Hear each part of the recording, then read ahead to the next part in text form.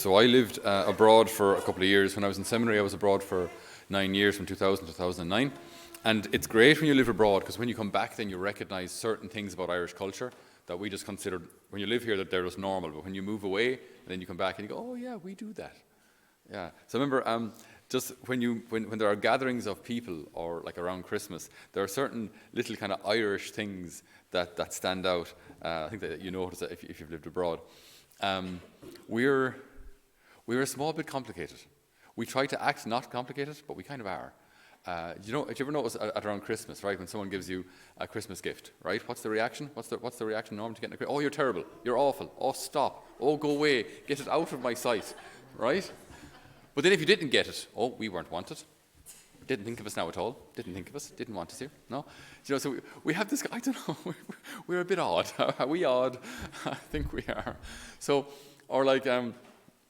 If you go visit someone, say there's a station mass or something, there's an awful lot of people there. So there's the front room, there's a back room, there's a kitchen, and everyone's trying to squash in everywhere. And you get offered the cup of tea, but there isn't a seat. So you're left with the cup of tea in hand. Oh, we were only given a cup of tea in the hand. We weren't wanted. But no, you were. It's just there weren't any more seats. So we see these little things in our culture which are interesting.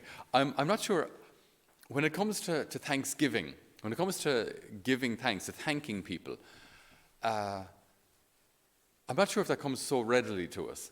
And yet we, deep down, like most of us do want to be thanked, even though if we do something and people thank us, we'd probably say, oh, sure, it's no bother. Sure, it's nothing. There's no problem at all. Jane, lads, don't mention it. Just go away.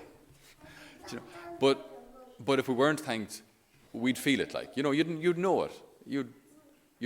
You'd be maybe kind of offended, So this idea of Thanksgiving, where we it's good to be thanked. It's good to to do things for people, and it's good that people recognize that you've done them a favor, and that they thank you. Not so that we can get a big head or feel super important or anything, but if someone helps you, it's good to say thanks to them. It's good that you say with your words, right?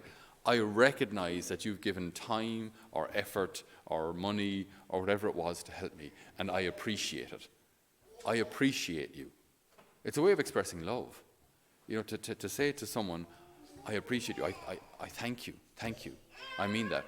It's also, for some of us as well, it's kind of an act of humility, right? Because if I act like I don't need anyone, if I don't thank anyone, because I don't need anyone, I could have done that myself anyway. I mean, you did it, but fine. I could have done it. If you weren't here, I'd have done it. So it's fine. And so a lack of thanksgiving can kind of be a way of us showing, I don't need anybody. I can do this on my own. If you do it, fine. But if you didn't do it, I'd have done it myself. Which isn't a good attitude to have, because it's good that we help each other, that we lean on each other, that we can support each other, and that we express that as well. I thank you. You did something to help me, and I'm grateful. Maybe you did something that I couldn't do, and I'm grateful.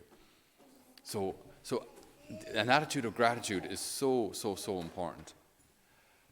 I've heard it said by Father Paul, the founder of my community. He says, a joyful heart is a happy heart. Sorry, a thankful heart is a happy heart. A thankful heart is a happy heart. That when we're grateful, when we express gratitude, it makes us happy. Why? Because if you can, just for 2 minutes in a day, look around at everything you're grateful for. There's so much. Now, don't get me wrong. We have problems too. But it's so easy to see the problems. It's so easy to see the things that we haven't got. But do we see what we have? Even we were watching a movie last night, a Western, right? And we won't go into the details, but the rich people in this Western still don't have indoor plumbing. They still don't have electricity. They still have to travel on horseback or in a manky carriage with dust coming in everywhere, with steel wheels bouncing through the countryside on unpaved roads. You still lived in a time where if you got an infection, you could have died from a finger infection. You cut your finger on some rusty blade, it could have killed you. Like basic penicillin, basic hospital supplies. These things didn't exist, right? That's not even that long ago. We look around us, ourselves today, and we've got a fridge. We've got a fridge out there, right, which has 2 enormous cakes in it, right, that need to be eaten today, I think, right? And we have Ben and Jerry's ice cream. and there are some amazing pastry yolks, right? And all sorts of pizzas and stuff that we can defrost and eat at any second that we want, right? The richest person in the world 150 years ago, a Rockefeller 150 years ago could not have done that. Like we have so much to be grateful for. One of our community during the week needed some medicine for something, and immediately went to town, and you have anything you want. Like we're so blessed. We are so blessed. And you look at the beautiful people around you, in your family, your beautiful husband, your beautiful wife, your beautiful children. We have so much to be grateful for. We really do. So let's apply all of this to God. It's so easy for us, and this does happen a lot of people, that when there's a problem, God gets the blame immediately. Where were you? Where were you when this person got sick? Where were you when this person died? Where were you when that accident happened? And immediately he gets the blame. Immediately the finger is pointed at God, because you're all powerful. You could have stopped it. Where were you? And it's immediately loaded on his shoulders that he was absent, or didn't care, or didn't see, or didn't know, or whatever it may be. But where's the other side of that? How often do we cry out with joy to the Lord in gratitude? There's the Psalm, I think it's 107. Give thanks to the Lord, 136, I think. Give thanks to the Lord, for he is good, for his love endures forever.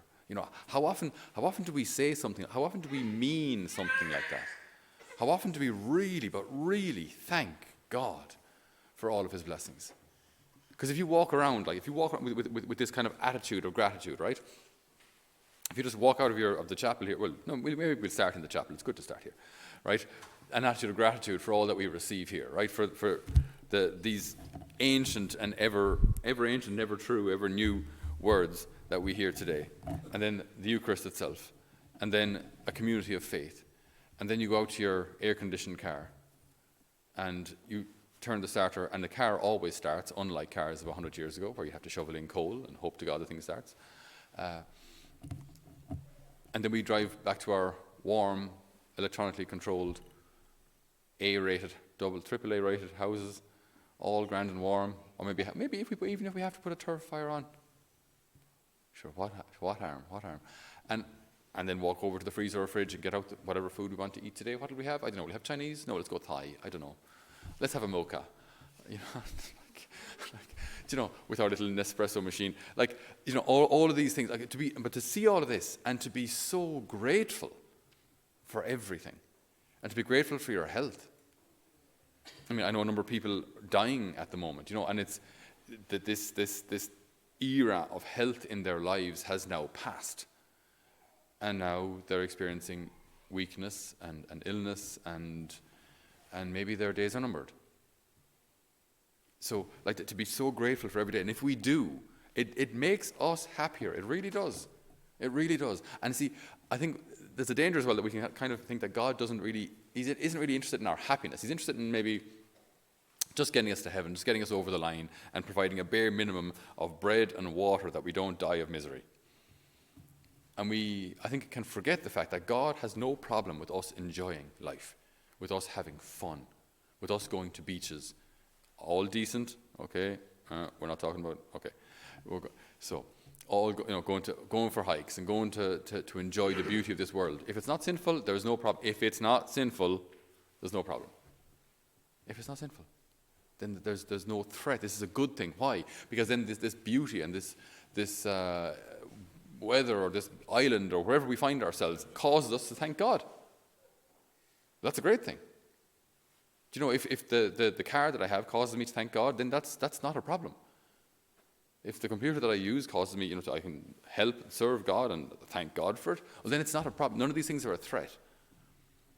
But if these material things become our focus and our goal, then everything is a threat. Because now everything starts to pull me away from God rather than cause me to thank him.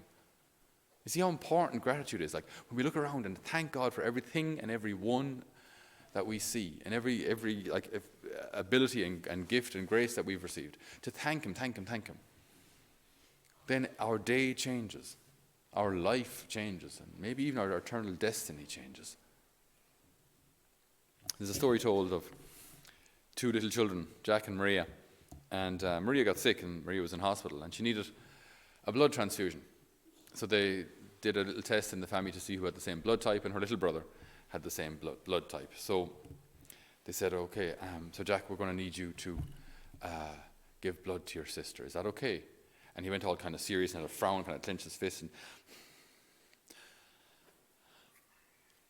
okay, I'll do it. They said, that's okay. So we'll just bring you to the hospital now. We'll attach you up to the machine and everything will be all right. Okay.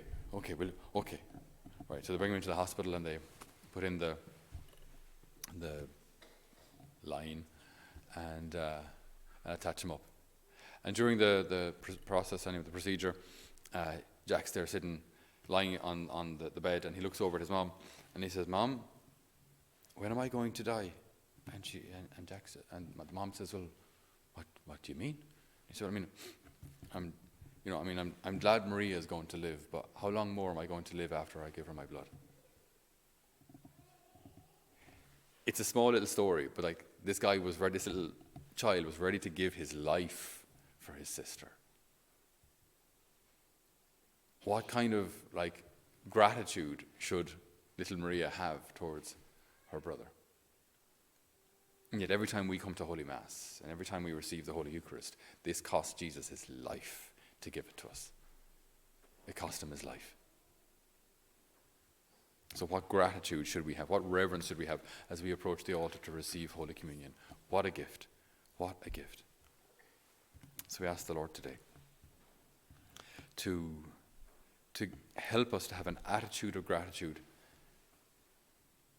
that as we look around at everything that surrounds us, that everything might cause us to glorify and thank God. Give thanks to the Lord, for he is good, for his love endures forever.